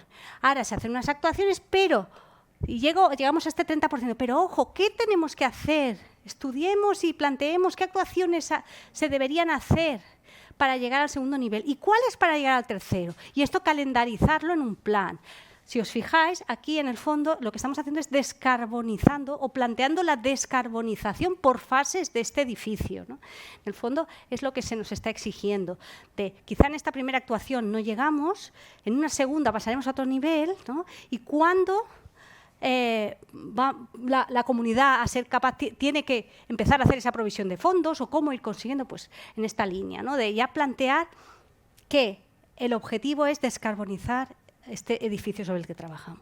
Y tercera herramienta, documentación nueva, en este caso, que hasta ahora no se nos exigía, pero ahora es un requisito para poder optar a la financiación, que es dar cumplimiento dentro de lo que es el principio del DNSH, que también hemos ido comentando, el Do Not Significant Harm, no perjuicio significativo al medio ambiente. Tenemos 2 aspectos a los que deberemos dar cumplimiento. Por un lado, justificar que se da cumplimiento a la circularidad en lo que es el diseño del edificio, el diseño y las técnicas de construcción, y por otro lado el 70% del peso en residuos que se preparen para el reciclaje, reutilización, etcétera. Y deberíamos, sobre todo esto enfocado a la transición hacia esta economía circular. Bien, y para acabar, conclusiones que nos encontramos ya sobre la mesa con estos Next Generation. La descarbonización ya ha llegado, no es futuro, pongo aquí. Parece que lo vemos aún lejano, ¿no? Como hablamos de estos objetivos 2030-2050 que nos planteaban los compañeros, lo vemos muy lejos, pero ojo, ya a día de hoy se nos están exigiendo, pues como veis con estos fondos, que ya estemos aplicando concepto y ya estemos empezando a andar en este camino a descarbonizar nuestro parque edificado, ¿eh? Segunda conclusión, es una oportunidad actual de trabajo. Realmente nos encontramos que con estos fondos, que como habéis visto en poco tiempo, mucho dinero que se puede lograr y que está enfocado a esta rehabilitación, nos encontramos que se está pidiendo implica aprendizaje. Tenemos que ponernos al día o o bien nosotros irnos formando todos estos conceptos que hemos ido viendo de circularidad, eficiencia energética, sostenibilidad, nuevos programas para realizar estos certificados y demás, o estas alianzas con colegas que se dediquen a estos aspectos, ¿eh? Entonces, saber que desde los colegios profesionales podéis o se os da esta formación, por ejemplo, desde aquí Cataluña, pues con la Escuela SER, y que estamos a vuestra disposición para lo que queráis. Gracias, muy amables.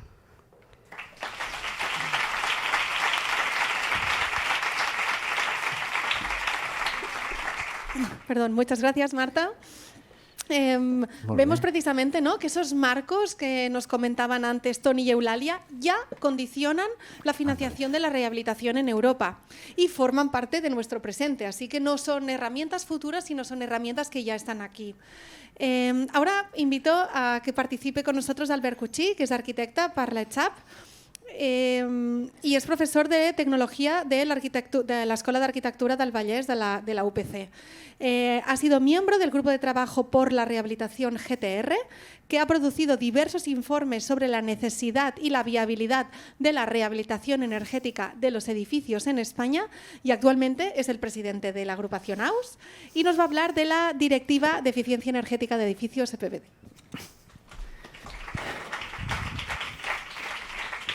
Muchas gracias, Sonia. Muchas gracias a todos por estar aquí.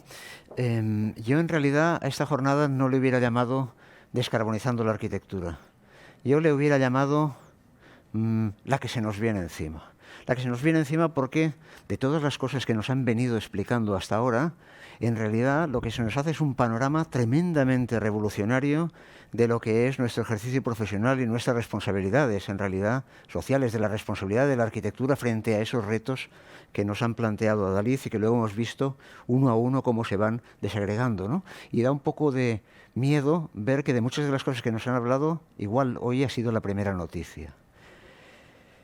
Eso que se nos viene encima, en realidad, ya hace tiempo que lo vamos viendo, ¿no? El código técnico nos va mandando cada vez cosas más raras, consumo de energía primaria no renovable, palabras, instrumentos como la certificación energética, como el HULC, ¿no? Cuestiones de alguna manera que van irrumpiendo en lo que era nuestra práctica profesional y que poco a poco añadíamos sin ver que son elementos que cambian y están cambiando, y hace tiempo que van cambiando lo que debe ser, como les decía, nuestra orientación profesional. De hecho, esto tiene un instrumento, que es el instrumento que está ahí arriba y que va destilando, que son las directivas, la Directiva Europea de Eficiencia Energética de los Edificios. ¿Por qué solo una? Una que, como veremos, va corrigiendo sus alcances, ¿no? Y que lo que pretende es marcar objetivos, definir lugares donde debemos estar, marcarlos y a partir de ahí ir transformando los ámbitos, los marcos en los cuales nos movemos para asegurar que llegamos hasta ahí.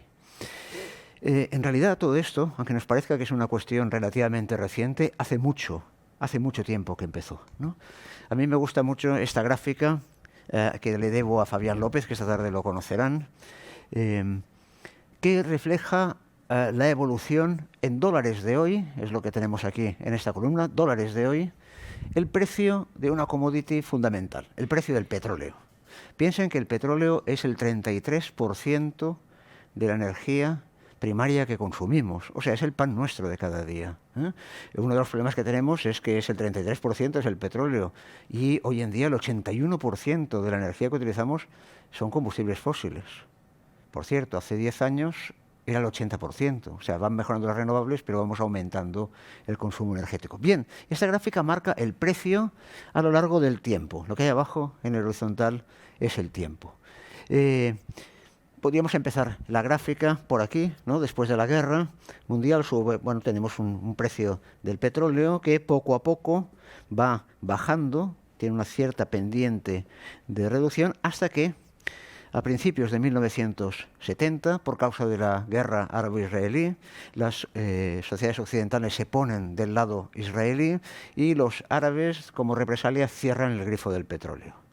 Cierran el grifo del petróleo y una cosa muy necesaria, pero que estaba a $20 el barril, $20 de hoy, Estamos hablando de dólares hoy para que se entienda mejor. Sube de golpe hasta casi 60 dólares. Sube hasta 60 dólares. Eso es el shock.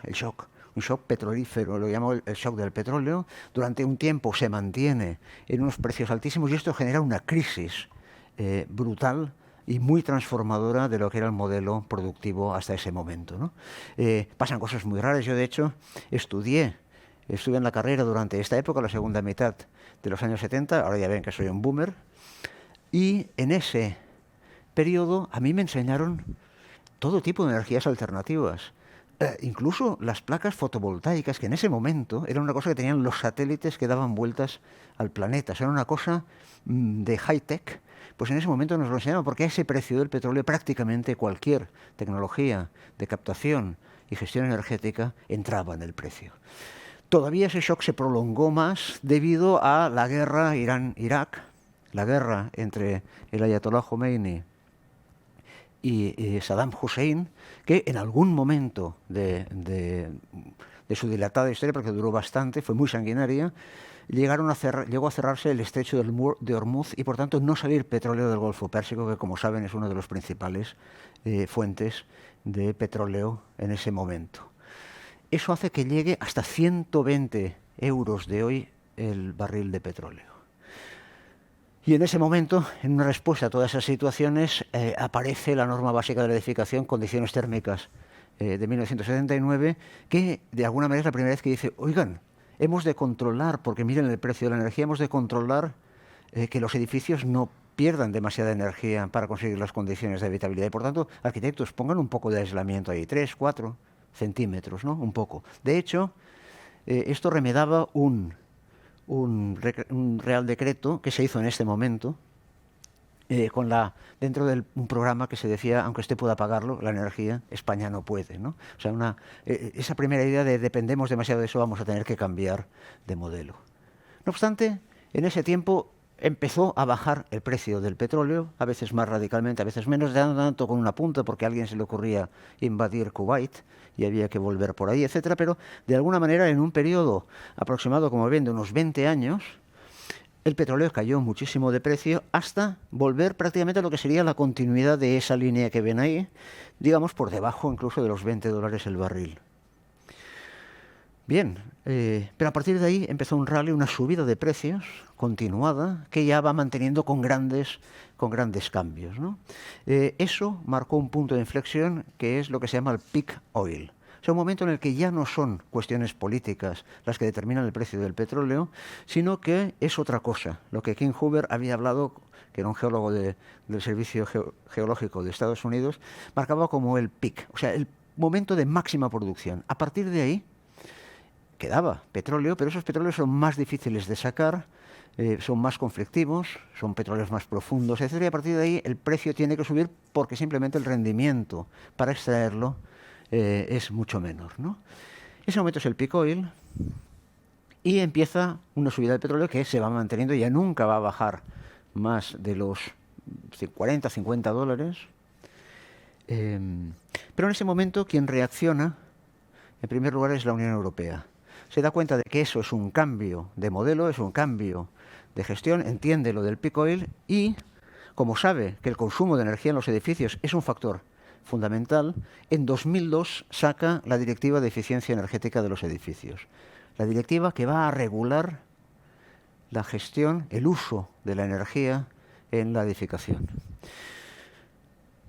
Empieza aquí. Nosotros vemos sus primeros resultados justamente cuando vuelve justo antes de la caída del 2008, la crisis de 2008, se transpone en el Código Técnico de 2006, como es una directiva europea, debe ser transpuesta por los códigos nacionales. El Código Técnico lo hace en 2006 y es la primera vez que empiezan a aparecer criterios de ese tipo después de la norma básica de 1979. A partir de ahí, la caída vuelve a subir y la directiva va sacando continuamente nuevas versiones, va ajustando la directiva a los objetivos que se pretenden lograr desde Europa a medida que evoluciona esa crisis energética y esa crisis ligada a ella ambiental.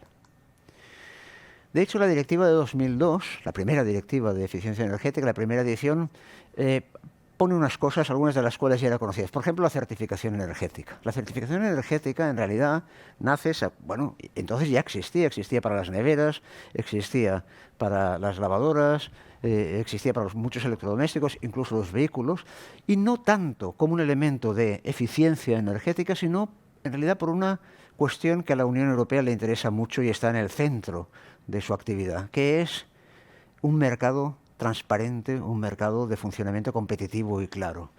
En realidad la certificación energética no aparece tanto por cuestiones, digamos, ambientales o ligadas a la crisis de la energía, como para informar al usuario de que el coste de aquella nevera que ha comprado, de aquel frigorífico, de aquella lavadora o de aquel coche, no es simplemente el precio de compra, sino que luego va a tener un precio que es el coste de la energía que ese aparato va a consumir. Y por tanto, informarle, digamos, transparencia de mercado, a lo mejor esta es barata, pero a la larga se te hará cara porque tienes que pagar todo eso. Cuando se aplica a edificación, se aplica ya no solo con esa idea, sino también con la idea de ser un instrumento de lo que será una política de reducción. De hecho, ya marca unos mínimos de eficiencia energética que tienen que tener los edificios, que es lo que transpone el Código Técnico de 2006, y luego coge otra cosa, la obligación también de incidir ya no sobre el edificio en general, sino sobre las instalaciones de ese edificio, ¿no? De conseguir mantener al máximo su eficiencia. De hecho, el RITE les suena, ¿verdad? El Reglamento de Instalaciones Térmicas de los Edificios. Era un reglamento que hasta ese momento prácticamente vigilaba las cuestiones de seguridad de las instalaciones térmicas. A partir de ese momento empieza a ser el elemento fundamental de la gestión de su eficiencia. En 2010, la versión de la directiva de 2010 va ya un paso mucho más allá. Dice, no tenemos que tener unos mínimos de eficiencia energética, sino que hemos de calcular cuál es la máxima eficiencia que se puede conseguir en un edificio, siempre dentro de la visión de la Unión Europea de que no puedes obligar a nadie a gastarse dinero que luego no pueda realmente serle rentable. En este caso, ese dinero que se invierte en eficiencia energética recuperado con los ahorros energéticos, ¿no? Y por tanto, mínimos, no tanto mínimos de eficiencia energética, sino requisitos en función del coste óptimo, de cuál es el coste que me da me da la máxima eficiencia retornable, ¿no? Eso es muy interesante. De hecho, los estudios que se hicieron, que todavía deben estar colgadas de la web del Ministerio, entonces de Fomento, ahora el MIDMA, unos estudios interesantísimos por las tipologías de edificios, cuáles son los tipos de aislamiento que se les pueden poner, los costes y, por tanto, a partir de ahí, los elementos óptimos para definirlo. Un tema interesantísimo, pero ya, digamos, no unos mínimos para todos, sino la máxima eficiencia. Y luego también hace otra cosa muy importante, que es definir un objetivo. El edificio de consumo de energía casi nulo. Un edificio de alta eficiencia y, por tanto, que controla sus pérdidas, que se adecua a la demanda, que tiene sistemas eficientes y que luego se alimenta. Por tanto, ha reducido muchísimo la demanda y luego se alimenta, sobre todo, de fuentes de energía renovables, que pueden estar in situ, que pueden estar cerca, que pueden ser lejanas, pero empieza a considerar esos elementos. La directiva de 2012 y luego la directiva de 2018 son interesantes porque se dan cuenta de que no se va a llegar a la descarbonización que ya se está planteando Europa como economía, como sociedad, si no se descarboniza, si no se mejora también la eficiencia del parque existente. Vale, haremos edificios de consumo de energía casi nulos, pero todo el parque continuará emitiendo, ¿no? Hay que intervenir sobre el parque. Ese es el gran cambio. El cambio de decir la labor no está, como ha sido siempre en el sector de la edificación, la construcción de edificios nuevos, sino que el reto está en la transformación del parque, en el aumento de la eficiencia energética del parque. Ahí exige en la directiva de 2012 que cada país presente una estrategia de renovación del parque existente. Para 2014 y renovable trienalmente, ¿cuál es, en realidad, una estrategia que permita colocar el parque existente y acercarlo a este estándar del edificio de consumo de energía casi nulo? Fue interesante, nosotros trabajamos ahí, luego en el segundo bloque se lo explicaré mejor. Hubo una estrategia que se presentó en el 2014, la estrategia española. Este es el cuadro con el que BPI, que es el instituto que evalúa las políticas en estos ámbitos de la Unión Europea, analizó con diferentes demandas, descripciones, y con diferentes categorizaciones, muy superficial, perdido, incompleto, adecuado, bueno, muy bueno, ejemplar, las estrategias que le enviaron los diferentes países. Cuanto más verde, mejor. Fíjense la que tiene más verde. Yep, España, por una vez lo hicimos bien. La siguiente, en 2017, también por el BPIE fue muy valorada, aunque vino con una pregunta detrás. La estrategia es buenísima, ¿por qué no la ponen en práctica? ¿No? ¿Por qué no se ponen ahí a hacerlo? Pero en ese sentido, la directiva del 2012 marcaba ese camino. Hay que intervenir, marcaba y por tanto definía para el sector el objetivo esencial. De hecho, fíjense a qué les van el dinero que nos explicaba antes Marta en este sentido. La directiva de 2018 acelera la renovación del parque existente, se da cuenta que con eso no van a llegar a la descarbonización en 2050 y por tanto aprietan. Y la directiva que tiene el borrador del 2021 y que probablemente se apruebe el año próximo, el 2023, ese borrador ya es una directiva que diría que daba un salto, un cambio de ambición que nos debe permitir realmente definir un nuevo sector, definir objetivos muy ambiciosos para el 2050 para todo el parque y que de hecho define un nuevo sector. Esas cosas que nos iban cayendo, energía primaria no renovable, la certificación energética, etcétera, cosas de las que ya nos han venido hablando en estas presentaciones anteriores, todo eso se articula de una manera clara, ¿no? Los objetivos de la directiva de 2021, ya digo que probablemente será la directiva de 2023, son reducir las emisiones de gases de efecto invernadero de los edificios y su consumo de energía final de aquí a 2030 y establecer una visión a largo plazo para los edificios para garantizar que todos los edificios se ajusten a los requisitos de neutralidad climática para 2050. El objetivo es ese, y por tanto es una definición y da los instrumentos para hacer esa definición de un nuevo sector. De hecho, esto es un poco el listado de las cosas con fechas, aunque ese es el borrador originario, seguramente las fechas se moverán un poco. Los objetivos de esa directiva que tiene el borrador de 2021, pero que acabará siendo 2023. La primera es un nuevo objetivo, parque cero emisiones en 2050. Como toda la economía europea, en 2050 no se deben generar emisiones de gases de efecto invernadero en el parque. Y pone ese nuevo estándar, edificio cero emisiones, non-EAR Zero Energy Building, cero emisiones, los nuevos públicos en 2027 y todos los edificios en 2030. ¿De acuerdo? Por tanto, pone unos objetivos de 2030, todos los edificios tendrán que ser cero emisiones. Y de hecho, en el anexo, vamos a ver si llega al anexo, nos marca incluso cuestiones muy concretas como el consumo de energía para los edificios, naturalmente, todo es renovable, para los edificios en función de su uso y de el área, en nuestro caso el área mediterránea en la cual está. Más cosas que ya hemos visto, el potencial de calentamiento global. O sea, no solo las emisiones durante el uso del edificio, sino las embebidas, las emisiones en la fabricación de los materiales y los recursos que el edificio utiliza a lo largo de su ciclo de vida. De momento va a decir, primero vamos a tener que aprender a calcularlos y por tanto vamos a tener la metodología de cálculo antes de 2027 para los edificios públicos y todos antes de 2030 y a partir de ahí cuando sepamos calcularlo, haremos unas líneas de base. ¿A cuánto estamos construyendo ahora? ¿A cuánto estáis construyendo? ¿Cuántos kilos de CO2 por metro cuadrado usa la fabricación de materiales de vuestros edificios, de los edificios que proyectamos? Saber esa línea de base y a partir de ahí buscar benchmarks. Bueno, ¿cuánto podemos reducirlo y a qué coste y en qué plazos? Por tanto, ese es el inicio de la introducción de ese elemento aquí. Y, naturalmente, la renovación en profundidad de los edificios existentes en 2050. Todos los edificios, no solo los nuevos. Y, por tanto, la tarea está ahí. Lo siguiente, un elemento crítico. Alguien lo ve como se acabó la zanahoria, ahora viene el palo. Yo creo que no es así y que no debemos verlo así. Que son los MEPs en sus iniciales inglesas, normas mínimas de eficiencia energética. ¿Qué quiere decir eso? Que los edificios, a partir de cierto momento, a partir de ciertas fechas, deberán tener una certificación energética mínima. Por ejemplo, vamos a poner en edificios residenciales, que siempre resulta más duro.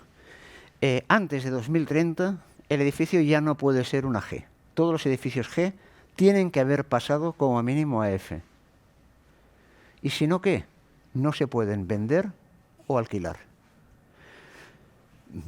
qué fuerte. No, me van a decir, la casa donde vivo, la letra que tiene que tener, me van a forzar. No, la casa donde vives nadie te dice nada. Pero si tú sacas un edificio, una vivienda al mercado, te están poniendo un producto. En este momento no eres un habitante, eres un agente económico. Y por tanto no puedes poner en el mercado un producto que no pueda estar homologado. Y por tanto tienes que ganar esa letra antes de 2030.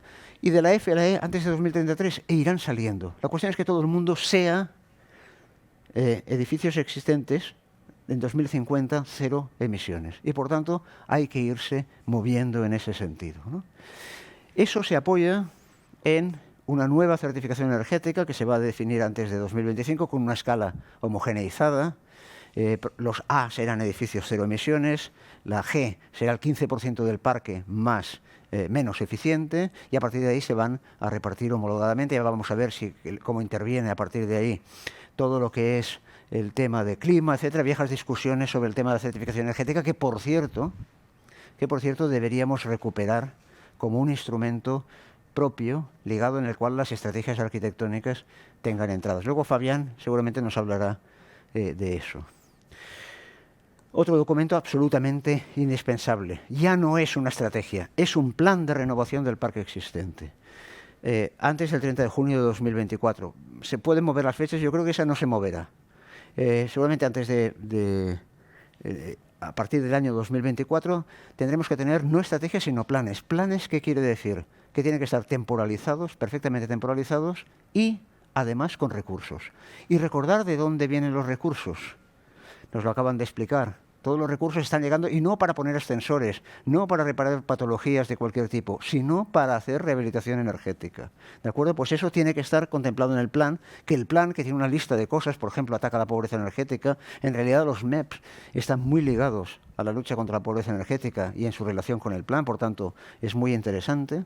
Pero deberemos tener ese plan, que de hecho ahora ya la estrategia que tenemos, la ERESE, es el único documento estratégico de vivienda que tenemos en España para esa fecha, 2050. Y por tanto, es el que va a marcar el sector. Ya están cogiendo eso.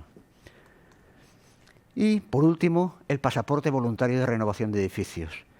O sea, no vamos a hacer toda la rehabilitación de golpe. Hay mucha gente que eso no lo puede permitir. Bien, vamos a ponerla de aquí hasta el 2050. Vamos a ordenar las acciones, pero con el compromiso de hacerlas. No hagamos una y luego ya nos olvidemos la siguiente.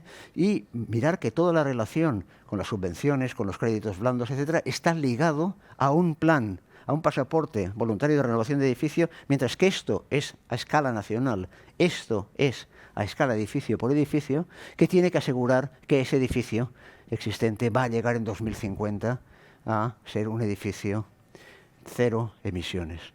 Por tanto, ese es un documentos estratégicos arriba, documentos estratégicos abajo. Luego veremos que tienen que estar perfectamente enganchados, pero de alguna manera la nueva directiva de 2021, que será finalmente 2023, lo que hace es define claramente las tareas que tenemos que hacer. Frente a eso podemos hacer dos cosas, como hasta ahora.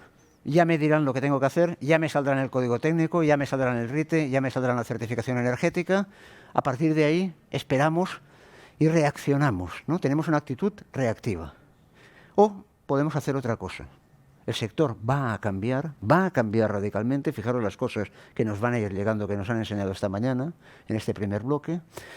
O la otra cosa es hacer esto. Esto es la agenda de las aplicaciones, lo que dice actualmente el borrador de cuándo tienen que estar, por ejemplo, el pasaporte del edificio. Tiene que haber un marco común a principios del 24, el pasaporte instituido en 2025 en cada país. El registro digital, otro elemento que luego iremos viendo con mayor finura, no indica fechas, pero está ligado al pasaporte del edificio. El Plan Nacional de Renovación borrador al 2024, fíjense que a partir de aquí están ligados todos esos elementos. La nueva certificación energética, los MEPs, que son esos mínimos. De ahí, si se fijan, prácticamente todo esto es una cosa que tiene que estar acabada, institucionalizada en 2026, que casualmente es cuando se acaban los fondos Next Generation. Por tanto, de lo que estamos hablando, de lo que se va a producir, todo eso se va a instituir, y el 2027 va a ser la fecha clave en la que tiene que haber cambiado todo. La propuesta que les hago es, en vez de ser reactivos a eso como hemos venido siendo hasta ahora, es ser agentes activos, tomar el liderazgo. considerar que eso forma parte de nuestra responsabilidad social y ser justamente los impulsores, ser los líderes que permita transponer la directiva, la nueva EPBD, con la mayor ambición y con la mayor capacidad de transformación, tomándose las cosas en serio, haciendo bien, dejando de hacer certificaciones energéticas por 40 euros, que entonces se pierde todo lo que es el prestigio social y el valor, porque son mentira. Trabajarlas bien. Y eso implica esta Agenda 2026, porque va hasta ese año que tenemos que hacer, en el cual, si se fijan, este es lo que les proponemos, lo que proponemos desde aquí. Adelantarse, a tener nosotros nuestro borrador del pasaporte del edificio, tener nuestra propuesta que en realidad tenga que ver con la del marco común, porque estamos influyendo ahí, porque en Europa las cosas se hacen así. Los stakeholders se presentan, se debate, se discute y se toman decisiones. Poner ahí. Y luego, sobre todo, una vez nuestra propuesta esté en marcha, formación y acreditación. Yo recuerdo una reunión en la que, en el Ministerio de Vivienda, todavía entonces, cuando la certificación energética, que los capitanes de barco decían que ellos también querían certificar energéticamente los edificios, que ellos también podían, estaban calificados. En ese sentido, a mí me es igual, es como aquello, todos los arquitectos sabemos hacer una certificación energética. ¿Quién realmente sabe hacer una certificación energética aquí? Levante la mano. Bien hecha. Claro, al final sí que sabemos, ya estamos muy cerca y estamos más cerca que un capitán de barco de adquirir la formación necesaria para hacer una certificación energética. Pero hay que formarse, y luego otra cosa que ya está en la EPBD, pero ya estaba en la actual, acreditarse. Y luego defender esa acreditación. Lo mismo para el registro digital del edificio. Formación, acreditación para las diferentes cosas, porque eso tiene una tirada, como veremos, muy larga. O en el Plan Nacional de Rehabilitación hemos de estar en el debate, hemos de colaborar en el borrador, hemos de estar en la cocina de ese plan. O de la nueva certificación energética, generar debates, que entre el bioclimatismo y entre en cosas, y estar a partir de ahí también en formación y acreditación, y exigir que esa formación y acreditación exista. Lo mismo en el potencial de calentamiento.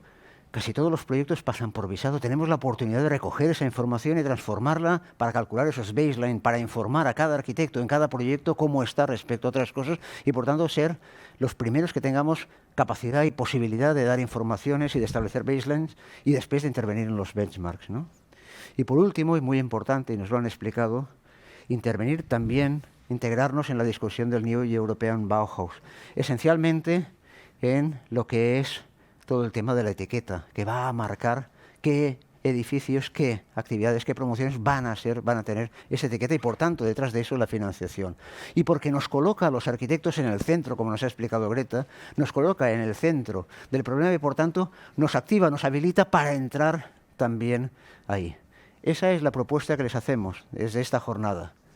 La Agenda 2026, una agenda en la cual nosotros tomemos el liderazgo, no lo vamos a hacer solos, evidentemente, pero sí tomar el liderazgo y la responsabilidad de llevar la directiva, la nueva edición de la directiva, al máximo de ambición para transformar el sector y ser nosotros parte de ese protagonismo necesario que nos toca para cambiar nuestro parque edificado en un parque sostenible. Muchas gracias.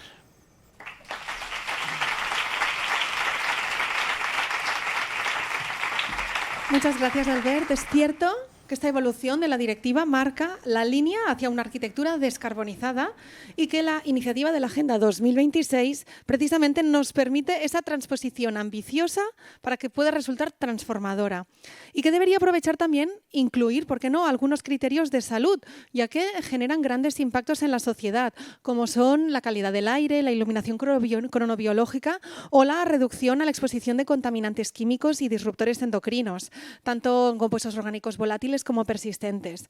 Hasta aquí esta primera mesa. Os recuerdo que tenéis el código QR para poder pasarnos vuestros comentarios, ya que se nos ha hecho muy tarde y no podemos hacer abrir micros, ¿no?, para participar activamente. Entonces, daremos respuesta a todas vuestras dudas y comentarios próximamente. Os esperamos a la tarde. Por favor, volved puntuales. Gracias.